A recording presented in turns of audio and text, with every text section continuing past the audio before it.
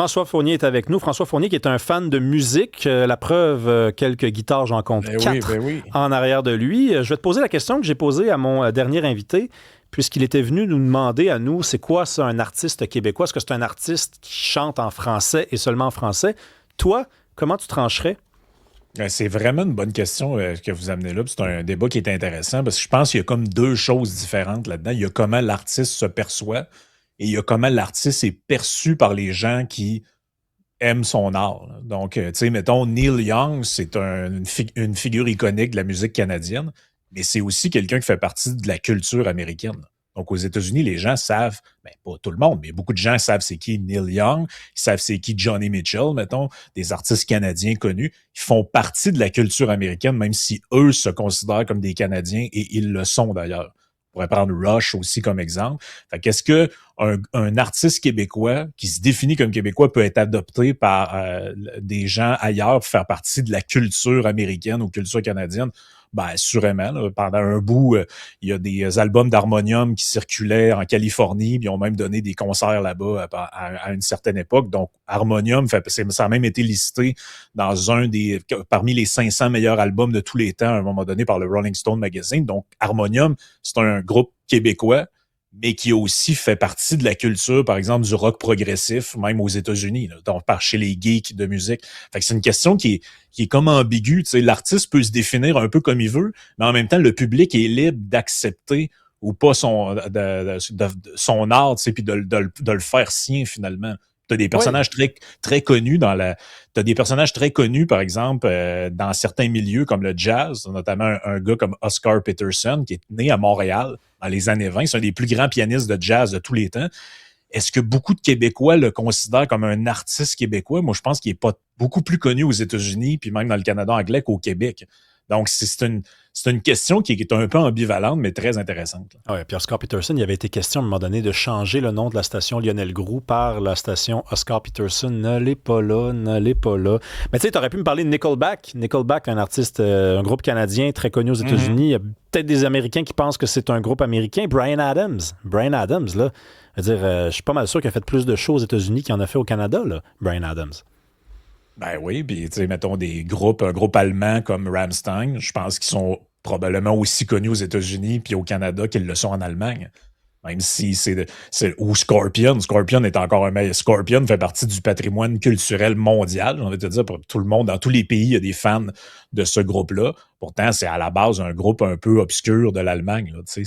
Donc, c'est ça. Je respecte comment les artistes définissent eux-mêmes s'ils se voient comme d'abord canadiens ou québécois. Mais en même temps, tu peux pas choisir qui t'aime non plus. C'est ça un peu l'ironie de la chose. Parle-nous de la filière batterie. Là, depuis quelques jours, depuis quelques heures, c'est pas mal honteux pour la CAQ parce qu'on s'est rendu compte que ça nous a pas mal appauvri ce truc-là. Christine Fréchette envoie la faute. Elle n'a pas vraiment le choix. Là. Il y a des gens qui disent que c'est pas joueuse d'équipe, là, mais je veux dire, elle n'a pas vraiment le choix. Là. C'est la chef du parti. Peut-être même que François Legault est pas super choqué que ça se passe comme ça parce qu'il se dit je préfère qu'elle gagne l'élection et mal paraître plutôt qu'elle la perde puis qu'elle passe à côté de la possibilité de mettre la faute sur quelqu'un d'autre. Ouais, ben de sa part, c'est pas surprenant, puis de la part des caquistes qui restent, c'est pas surprenant non plus qu'ils essaient de prendre leur distance avec ça. Par contre, c'était nous, les électeurs, partons du point de vue de l'électeur, parce qu'on en est tous, c'est à nous de se rappeler les faits. Donc, les faits, c'est quoi? Je peux vous ramener en 2025, en novembre 2025. Rappelez-vous que la CAQ, dans une espèce d'espoir que François Legault puisse être réélu, nous a présenté leur nouvelle vision économique avec leurs nouvelles priorités. Il y avait 4 grands axes. François Legault a fait un discours d'ouverture là-dessus. Et c'est à ce moment-là que Mme Fréchette a été reconduite dans son poste de super ministre, qui était l'ancien poste de Fitzgibbon. Et j'ai un article du Journal de Montréal devant mes yeux qui date du 10 novembre 2025. Nouveau plan économique. Québec maintient son cap sur la filière batterie, affirme la ministre Fréchette. Donc, elle est à l'époque ministre de l'Économie et de l'Énergie. Madame Fréchette affirme que le gouvernement du Québec maintient son engagement envers la filière batterie tout en ralentissant le rythme peu après la présentation de la vision économique du Québec. Donc, elle a souscrit à cette vision-là, elle a renchéri à cette vision-là. Et si tel n'est pas le cas, il faudrait nous expliquer que ce qui est écrit dans le journal, c'était des mensonges en réalité. Mais moi, je pense que c'était vrai, parce qu'elle a même donné une entrevue dans laquelle elle disait que oui, c'est l'avenir. Et il y a quelque chose là-dedans qui est un peu incroyable, c'est que là, il y a comme un consensus qui s'établit à savoir que c'était une erreur d'aller là-dedans. Mais au départ, Rémi, on n'était pas beaucoup de gens à dire que c'était un pari risqué. Là, les gens disent « Ouais, mais vous ne pouviez pas le savoir que c'était un pari risqué. » Il y avait des petits indices. Moi, je vais vous en donner un. Un des indices majeurs de ça, là, c'était que la condition pour avoir une réussite, c'était qu'il n'y ait pas de réélection de Donald Trump. C'était aussi simple que ça. Tout ça était basé, juste pour le dire aux gens, sur ce qu'on appelait le Inflation Reduction Act, donc une politique du gouvernement Biden qui a mis des millions et des milliards dans la filière électrique aux États-Unis. Et c'était dit depuis le début que si les républicains étaient réélus, ils allaient, en bon français, tirer à la plug. Et c'est ce qui est arrivé. Donc, il fallait miser... Même si on pense que c'est 50-50, là, il fallait quand même miser, Rémi. On a joué à pile ou face là, avec l'argent des Québécois. Là. Mais moi, j'ai entendu le chef du Parti québécois dire ouais, ça n'a pas d'allure. Ils disent qu'ils ont pris des risques calculés. Un risque, c'est pas calculé. Un risque, c'est un risque. J'ai un peu un malaise. Moi, je veux pas qu'on demande à nos élus, parce qu'ils se sont trompés, de plus prendre des risques. Ça fait partie quand même quand un État prend des risques, pas des risques stupides à répétition, mais ça prend... Pour développer une économie, il faut voir quelques coups en avance. On peut se tromper des fois. J'espère que ça va pas être un exemple à partir duquel on va changer complètement notre façon de voir l'économie et d'anticiper le futur. C'est important de prendre certains risques. C'est important de prendre certains risques, mais... lorsqu'on s'improvise visionnaire, ça me fait... j'ai un peu plus peur de ça. Là. Donc, c'est-à-dire que si les grands fonds d'investissement, si les Berkshire Hathaway, la gang à Warren Buffett et compagnie, n'embarquent pas dans votre projet, là, il y a de fortes chances que ce soit très risqué. Donc, si le gouvernement est le dernier recours pour subventionner ou porter une aide financière à un secteur, c'est en général que les autres secteurs de l'économie qui aiment beaucoup l'argent, donc, comme ils aiment beaucoup l'argent, ils ont tendance à flairer les opportunités qui pourraient être rentables. Non, c'est un bon point. Si ces gens-là veulent rien savoir de votre projet, c'est que c'est risqué par définition. Parce que si c'était pas risqué, je veux dire, toutes les grandes banques du monde auraient voulu embarquer là-dedans, les fonds d'investissement, les trusts, tout ce que vous voulez, ils auraient voulu embarquer dans ces projets-là en disant, écoutez, c'est l'avenir. Comme par exemple, en ce moment, l'intelligence artificielle. Connaissez-vous beaucoup d'entreprises d'AI qui demandent à l'État de l'argent? Ben non, en réalité, c'est plutôt l'inverse. Les gouvernements se demandent comment ils feront pour les taxer. Parce que l'intelligence artificielle, somme toute, semble être vraiment un domaine d'avenir qu'on n'a pas besoin, comme disait même François Legault à une certaine époque, on n'a pas besoin de tirer sa fleur pour qu'elle pousse plus vite. Là. On va s'ennuyer de François Legault. Tantôt, je demandais de qui on va s'ennuyer. Là, François Legault, là, peu importe qui va être le prochain premier ministre du Québec, ça ne sera pas quelqu'un qui va nous sortir des phrases de même. Des petites phrases. On va s'ennuyer. Non, mais c'est vrai, on va s'ennuyer de cette espèce de façon d'être, de ce style. Bref. Hey, parle-nous de la Suisse. Parce que c'était la question du jour, François. La Suisse, il y a un référendum. Alors moi, j'aime l'idée, parce que j'en parle depuis des années. On n'est pas obligé de vivre 30, 40, 50, 60, 70 millions. Le monde parle tout le temps de croissance de la population. Les Suisses vont déterminer si ça leur tente pas de bloquer ça à 10, parce qu'ils sont bien à un peu moins de 10, puis ils ont déterminé qu'à 10, ça serait plus le même mode de vie. Oui, puis la Suisse, c'est ça qui est quand même un petit pays, on va se le dire, qui est déjà un pays fragmenté au niveau identitaire. Là, donc, il y a essentiellement 4 groupes différents, 4 nations différentes qui vivent sous un même territoire. Et chose que je savais pas en lisant l'article notamment du Wall Street Journal qui parle de ça, parce qu'il y aura un référendum dimanche où les gens pourront voter sur cette question-là. La Suisse est un modèle intéressant de démocratie, là, parenthèse à part là-dessus, où on consulte régulièrement la population. Mais ce que j'ai appris sur la Suisse, c'est que c'est l'un des pays, sinon le pays au monde où il y a le plus de gens nés à l'étranger. Et juste pour donner une idée aux gens, aux États-Unis, en 2024, il y a grosso modo 15% des gens sur le territoire qui sont nés ailleurs qu'aux États-Unis. Au Canada, c'est 22%. C'est quand même beaucoup, là, 22%. En Suisse, Rémi, c'est 32,2%. Le tiers de la population en Suisse sont des gens qui sont nés extraterritoriales, donc c'est-à-dire des gens qui sont pas nés en Suisse, qui sont venus y vivre. Et là, la population a augmenté quand même massivement. Là, la Suisse sont l'équivalent à peu près l'équivalent de la population du Québec, mais dans un territoire minuscule.